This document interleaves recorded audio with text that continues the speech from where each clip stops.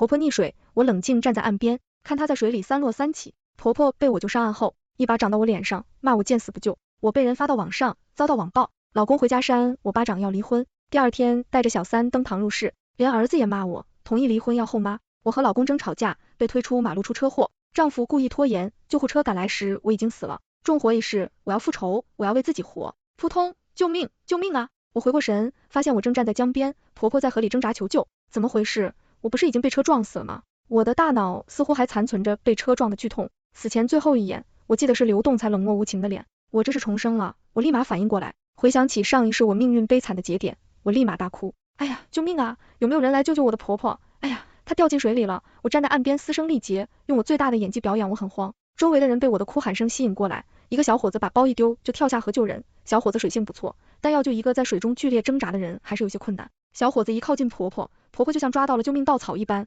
死死地抓住小伙子，四肢缠在小伙子的身上，还试图往上爬，把小伙子的身子往下按。小伙子的女朋友见两人在水中挣扎，急得连忙向旁边的人求救。两名大哥站出来，他们冷静地站在岸边，等河中的两人挣扎力道减弱，才跳下水。水中的两人不再死命挣扎，很快就被救了上来。有好些人去做人工呼吸，我装作着急的样子不停哭，看起来无比着急。旁边的人还安慰我婆婆一定会没事的。很快婆婆醒了，她一醒来我就凑上去，婆婆你没事吧？哎呀，真的是急死我了。婆婆一看到我就一巴掌打过来，我急忙闪躲，巴掌拍在了我的手臂上，啪，我的手臂上出现鲜红的手印。人群因为这个巴掌安静沉静。你想害死我吗？你怎么这么冷血，一直站在岸边不来救我？我害怕的低下头，嗫嚅着，我不会游泳，我也很着急，我喊了人的，你喊人有什么用？你是想要谋杀吗？谋杀？婆婆还想打我一巴掌，被救人的大哥拦下来。哎，刚刚我们都看到了，你媳妇是真心实意在担心你，要不是她喊救命，我们也救不了你。对呀，之前这个小伙子阿华没说就跳下去救你了，他也是你的救命恩人，你也不感谢人家。哼，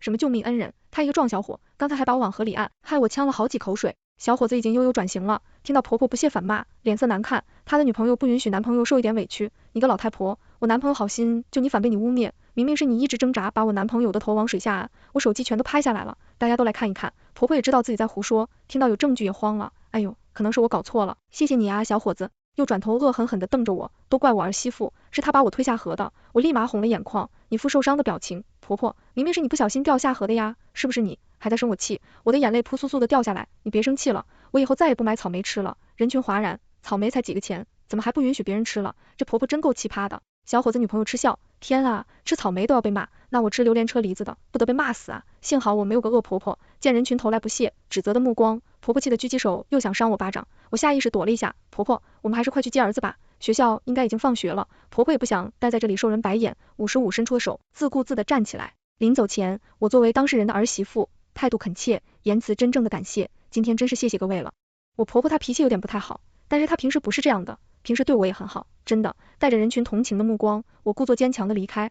而在刘志和的学校离这条江不远，等到了学校，大多数学生已经离开了。儿子坐在保安厅，看见我们来了，一脸不满，怎么这么慢？我都等了大半天了。见婆婆一声诗，惊讶叫道，奶奶你怎么了？婆婆恨恨地瞪我一眼，阴阳怪气，还不是你妈，不说那些了，这和今天在学校怎么样？有没有好好上课？刘志和把书包往我身上一扔，走在前面不耐烦，问那么多干嘛？奶奶我饿了，想吃烤肠，外面烤肠脏，我们回家吃饭啊，今天有你爱吃的肉，我就要吃烤肠，你去给我买。刘志和无理取闹，从小到大的经验告诉他，只要他一闹，他想要的东西就一定会送到他手上。我曾经也试图严厉教育，但是婆婆每次都会在刘志和闹的时候把东西送过去，还骂我这个当妈的心狠。而我的老公呢，在这段丧偶式婚姻中，他完美隐身了，儿子也因为我的严厉管教记恨上我，我的嘴角扯起冷笑，真是我的好儿子。果然，刘志和一闹，婆婆立马投降，去旁边的小摊上买了5串烤肠。我默默地背着刘志和的书包，在他们身后付了钱。等回了家，我像往常一样去厨房洗菜做饭。等做完饭，老公刘栋才打电话回来说晚上加班，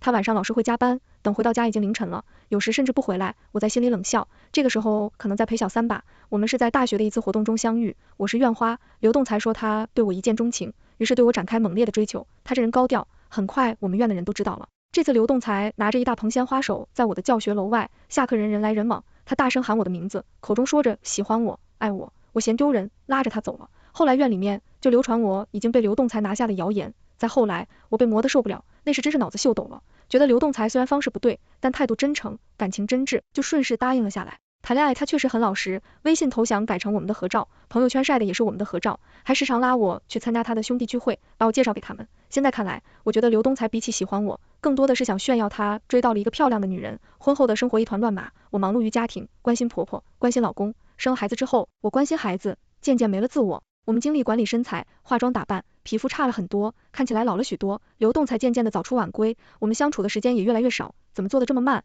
你是想饿死我们吗？婆婆阴着脸又在叫唤。我像往常一般，勤勤恳恳的端上菜。乖孙，吃饭了，快点来吃饭。刘志和在客厅玩着游戏，头也不抬的敷衍。马上马上。婆婆坐在正上方，挑剔的看着我做的3菜1汤，这汤怎么看起来乌漆嘛黑的？她嗦了一口筷子，伸进菜里挑挑拣拣，把肉挑出来放在刘志和的碗里。志和，快来吃饭了。我嫌弃她的筷子，只吃另一盘青菜。婆婆从来不吃菜，这一盘是给自己炒的。突然门开了，刘栋才回来了。婆婆惊喜的凑上去，儿子，你怎么回来了？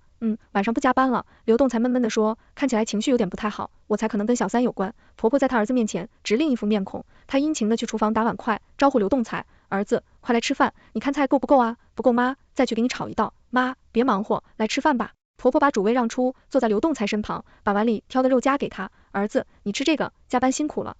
你吃，哎，静静你也吃啊，来多吃点饭。婆婆给我碗里填了一大碗白米饭，态度简安相反，你看你瘦的，多吃点，不过还有呢，来儿子也来点。妈，不用，你吃你的。婆婆放下碗，又招呼客厅的刘志和，志和，快点吃饭了。好，马上，快点，喊了你3次了，快来吃饭。客厅的刘志和被吵得烦死了，手下遥控的角色瞬间被对面击杀。刘志和爆了脏话，把手柄一甩，砸在柜子上发出喷响。我说了马上马上，你一直催什么催，烦死了。刘志和声音尖利难听，本就情绪不高的刘栋才被扑破一反，儿子一闹，瞬间起火了。刘栋才把碗一摔站起身，抽出皮带走到客厅，客厅里瞬间响起刘志和的鬼扑狼嚎。婆婆急忙跟上去劝架，哎，儿子你打什么？志和可能是下午吃了烤肠还不饿，懂会吃也行，别打别打。我说过多少次，不许给他买烤肠，不许买，你又买干什么？你看他都胖成什么样了，你别拦，我今天非收拾他不可。接下来就是刘志和更大的鬼哭狼嚎和婆婆尖利的阻拦声。我坐在餐桌旁慢悠悠的吃完我的饭，上一时刘栋才平时不管儿子，只有心情不好被儿子惹毛了才会扯出皮带抽，这时候我都上去劝架，刘栋才完全不顾及我，有时皮带还会打在我的身上，打完刘志和刘栋才还会痛骂我一顿，说我把儿子教坏了，不配当妈。这也是这些鸡零狗碎为懒得再管，客厅们闹剧就全当下饭剧了。我走到客厅旁慢悠悠道，栋才，老板叫我加班，我先回公司了。也不管他们听没听见，我直接出门坐上车扬长而去。我在外面开了一间房，一想到晚上要和刘栋才睡一张床上，我就感到恶心，还要装成往常的样子，这太考验我的演技了。洗漱完躺在床上，打开音符，果然网上如上一世一般，把今天溺水救人的事发了出来。意外之喜事，今天拍视频的女孩是一个小网红，她把今天的视频发在主页，还置顶了，救人者反被骂，恶毒婆婆等相关字眼抓人眼球。我好心的投了1000块钱，送视频上热榜，这老太婆太可恶了吧，别人好心救她，她还不领情。是啊，你们注意到没？他打他媳妇的时候，脸上表现好凶恶，像看仇人一样，要不是闪得快，儿媳妇的脸估计都要被扇肿。还有一个细节，那老太婆扬手的时候，儿媳妇下意识的往后退，估计这个婆婆平时就经常打人，我去吃个草莓就被骂，不要太离谱。我是今天救人的大哥，在这里说一下，遇到有人溺水了，不要不管不顾去救人，就算是水性好，遇到求生欲旺盛的人，也很有可能会被拉下河里。视频里第一个小伙子就是被压着起不来，我仔细看了，真的是，哎，果然是坏人老了。我登上小号评论，这老太婆我认识，是我同事的妈妈，平时经常来公司送菜送饭，把儿子看得很紧呢。哦，原来是妈宝男啊，那女人真可怜，摊上这么一家人。很快有类似的评论出现，这老太婆是我们小区的，上次她孙子撞倒我女儿，还让我们道歉，我和她一个小区，之前还听她说要她儿子离婚，让儿媳妇净身出户呢。她孙子是个超雄，在班上就爱打同学，还经常顶撞老师。很快我家小区刘志和的学校，我和刘栋才的公司都被扒出来了，我很期待面对这样的情景，刘栋才会怎么做，毕竟他可是大孝子，经常在我耳边说他妈不容易。第二天我早早的去了公司，不是要去上班，而是去辞职。毕业后刘栋才向我求婚，而我想继续读研深造，那时候因为这事我们大吵一架，最后刘栋才说他想和我有假，我最终还是同意了。这家公司离家近，通勤快捷，在刘栋才的劝说下，我放弃去发展更好的公司。最近公司经营不善，其实早就想裁员了，我辞职二话不说，直接批准走流程。出了公司，我去了健身房，长相帅气、身材健美的教练热情的介绍，我直接办了的1年会员，教练更加热情，尽心尽力指导。我看到镜子中明显老太太自己，身上的肉松松垮垮，脸上也已经有斑痕和皱纹，我好像很久没有照过镜子了，这还是我吗？在健身房挥洒汗水，运动完后我感觉浑身舒畅。回到家，老公已经去上班了，婆婆见我回来，一脸凶恶，你昨天跑哪去了？碗不洗的不拖，大半夜出去干什么了？我像往常一般低下头，昨天公司临时让加班，我和你们说了的呀，我没听见，你不能说大声点吗？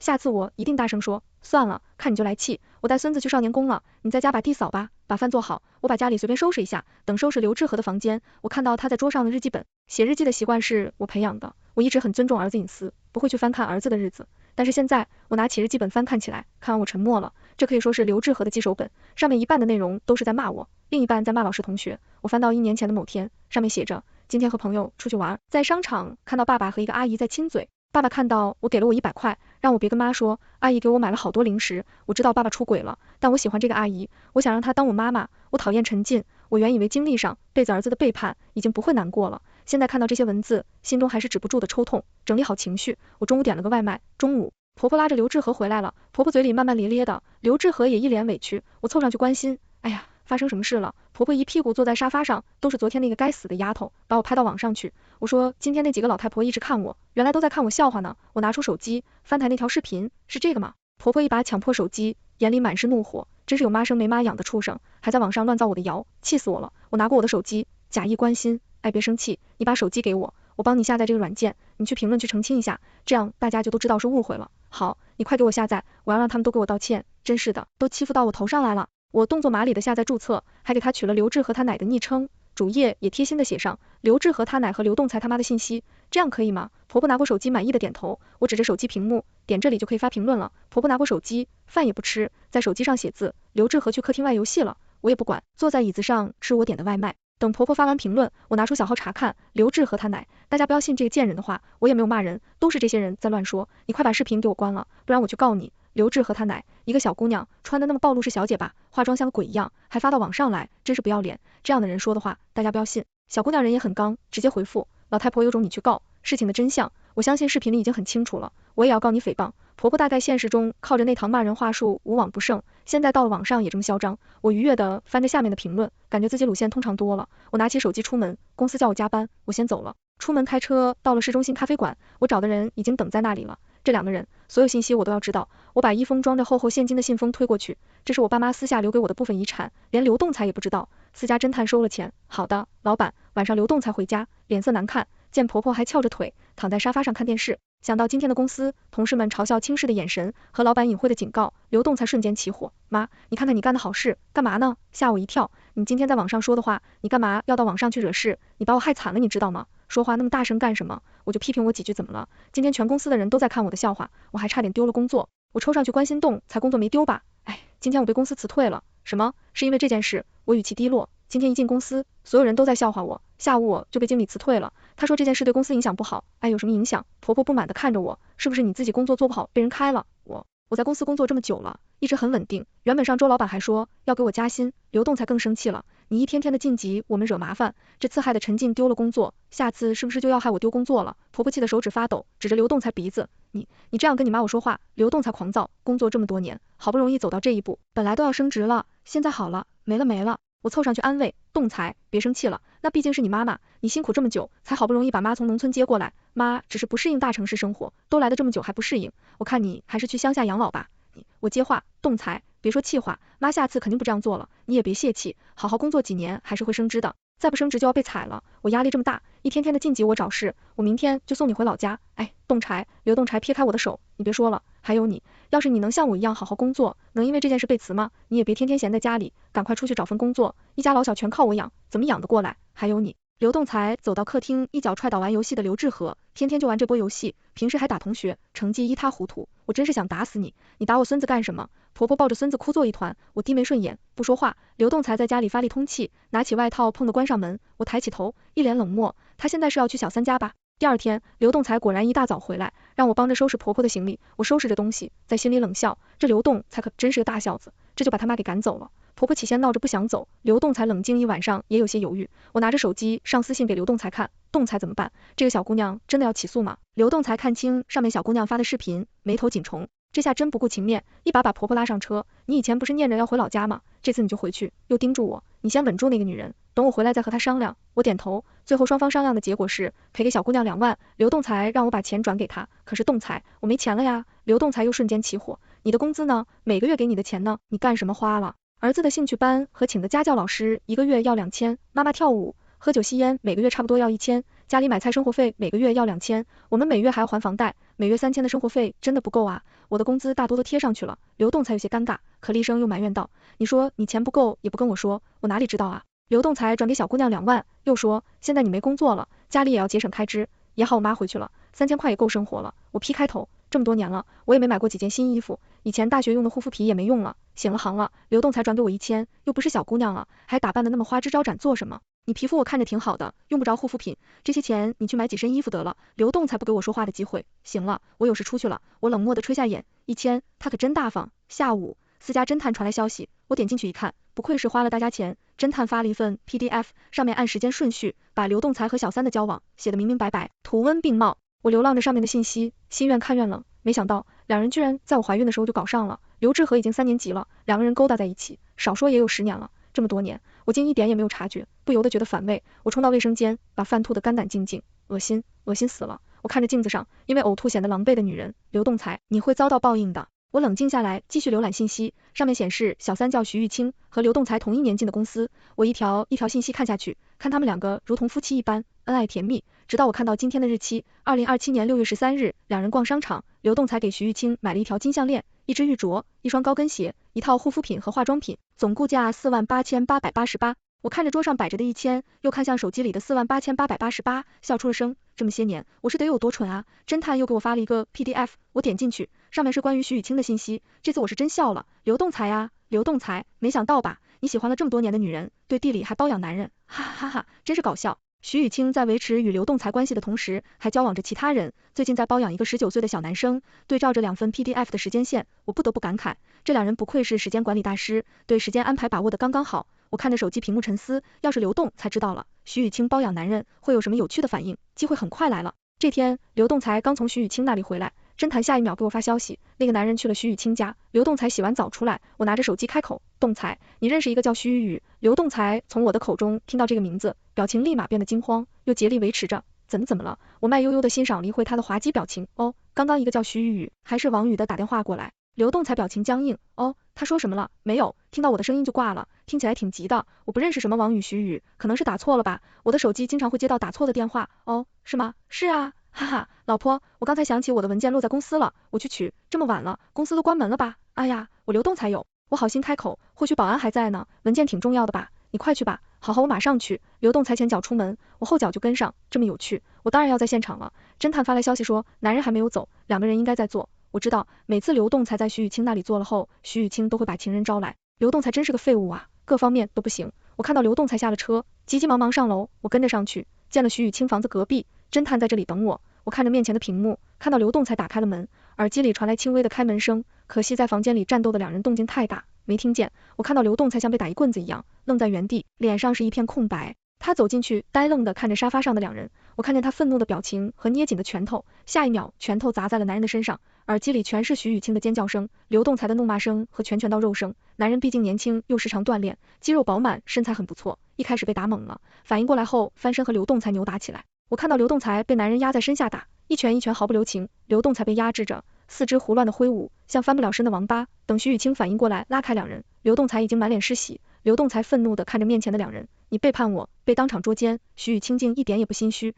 你背着老婆找女人，我为什么不能找男人？刘栋才血红着眼，你竟然敢背叛我！旁边的男人嗤笑，大叔，谁让你又老又丑又不行？刘栋才还想打，又忌惮男人的武力，只能站在一旁威胁。徐雨清，现在还来得及，只要你把这个男的撵出去，我可以原谅你一次。我在屏幕外轻笑，一个不行的老男人，一个给力的年轻帅气男人，徐雨清选谁一目了然。果然，徐雨清摇摇头，栋才，我们分手吧。我陪了你这么多年，我们也是时候分手了。我今天才给你买的项链手镯，哦，那我还给你。刘栋才见徐雨清如此举止，慌了。雨清，你不能这样，洋，我们还有孩子。徐雨清尴尬一笑，老实告诉你吧，孩子不是你的。我惊讶的挑眉，刘栋才像是被打一般后退几步，怎么可能？肯定是我的呀，不是我的那是谁的？徐雨清摇头，我也不知道，当时找不到孩子的身份是谁了。我扑哧一声笑出来，刘栋才就是个接盘的，哈哈，自己的孩子不养，养了10多年的孩子不是自己的。刘栋才目自欲裂扬起手，我打死你这贱人！然而才扬起的手被男人拦下，徐雨清也懒得再演戏，冷漠道，你背叛你妻子10多年，你也不用在我这里装深情，再来我这里闹，别怪我不讲情面。刘栋才被扔出门，连同他今天买的项链手镯和护肤品，戏看完了，我也该走了。考下视频后，我抄近路回家，我躺在床上，乐呵呵的把视频上传到云盘，我比我预想的还要愉悦。刘栋才回来了，他带着满脸的青肿走进房间，我哎呀一声走上前关心道，栋才，你这是怎么了？刘栋才脸色阴郁，没事，在公司被疯子打了一下，你去找药箱给我包扎一下。我翻出药箱，里面空空如也，你怎么回事？刘栋才发现怒火，这个家里怎么管的？药箱里面怎么没有药？我每个月给你那么多钱，你的花去哪了？我垂下眼委屈，你不是看到了吗？婆婆走的时候把家里能带走的东西都拿走了，我劝你，你还说这些不值钱，让他拿，这都是你早上亲口说的，你忘了吗？刘栋才哑口无言，算了，这么多年，一出什么问题，你就会指走我骂我，我辛辛苦苦、勤勤恳恳的打理家务，没功劳还有苦劳呢，没想到最后被你这样骂，刘栋才彻底哑火了，哎。我这是一时冲动，被那个疯子气急了，我不是这样想的，只是话没过脑子。刘栋才拿出眼熟的项链、手镯和护肤品，你看，今天你说没有一副化妆品，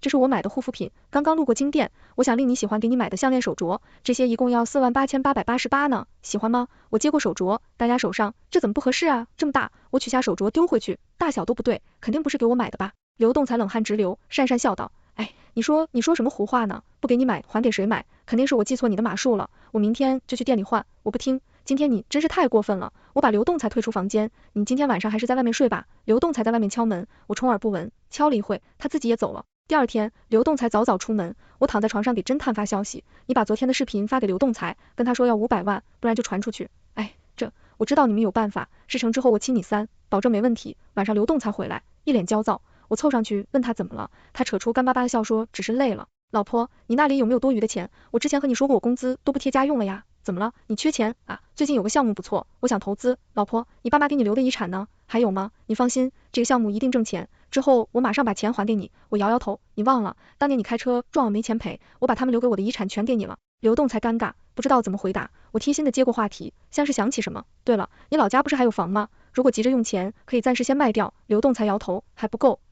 我吃惊，那只有找你亲戚借一点了。你不是有个哥哥吗？亲兄弟会帮你的。刘栋才点点头，转身去打电话了。我在后面冷笑，这刘家一家都不是好东西，坑他们我毫不手软。不知道刘栋才跟他哥说了什么，他哥借了100万，之后刘栋才又找其他亲戚借钱，加上卖掉的老家房子，零零散散，终于凑齐了500万。我愉快的打开手机，给侦探发下一个指令，你把视频发给徐玉清，让他拿300万买视频，事成我亲你3。收到。徐玉清这么多年靠刘栋才拿家里的钱养着，间接也是靠我养着，收点小费不过分。过了几天，侦探发消息说徐玉清乖乖给了，老板还要做什么？你告诉他是刘栋才指使你做的，其他什么事都不用做。收到。侦探很给力，很快不经意把消息透露给了徐玉清。徐玉清本来就不是一个会吃亏的人，现在被刘栋才占坑，自然要报复回去。他不是什么多在意面子的人，直接把视频里的自己给打码，发到了公司大群里。配文：高管刘栋才背叛妻子，出轨10年，人老不行，惨遭嫌弃。很快坏事传千里，视频传到了网上。刘栋才，这不是前几天那个骂人老太婆的儿子吗？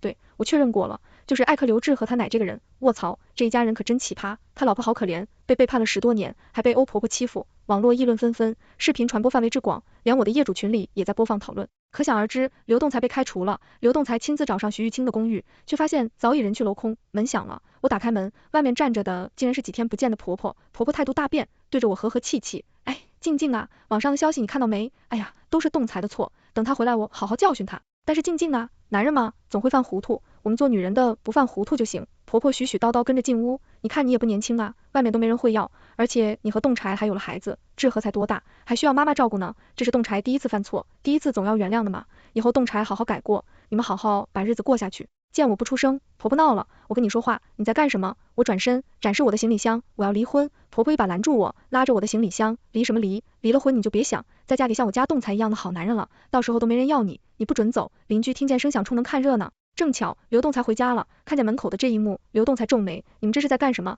陈静，你拿着行李箱干什么？我要离婚，不准。陈静，我没想到你是这样的女人，我一丢工作你就要离婚，是谁辛辛苦苦赚钱养家？你要背叛我吗？我差点被气笑了。我走上去，上上下下打撵刘栋才，像是第一次见这么无耻的人。刘栋才被看得浑身不自在，你干神夫妻这么多年，我怎么没发现你这么不要脸？婆婆尖叫陈静，你说谁不要脸？婆婆尖叫着要来伤我，我一把推开她，刘栋才连忙接住。我居高临下看着他们，眼里满是厌恶和鄙夷，一字一句，我说你刘栋才，还有你张春兰，你们刘家全都不要脸。刘栋才，你还敢说我背叛你？是谁给我戴了10多年的绿帽？是谁这10多年拿我的钱去养小三？是谁每月只给3000，还要我用自己的工资当家庭开支？是谁当初开车撞人，还求我动用我爸妈的遗产？又是谁这10多年一直对家不管不顾，不闻不问？刘栋才，我告诉你，这婚离定了，这不是和你商量。我拉着行李箱，甩了刘栋才2巴掌，头也不回得走了。邻居把拍下的视频发在网上，无耻刘家人，渣男刘栋才再次火上热榜。因为种种视频证据，离婚很容易。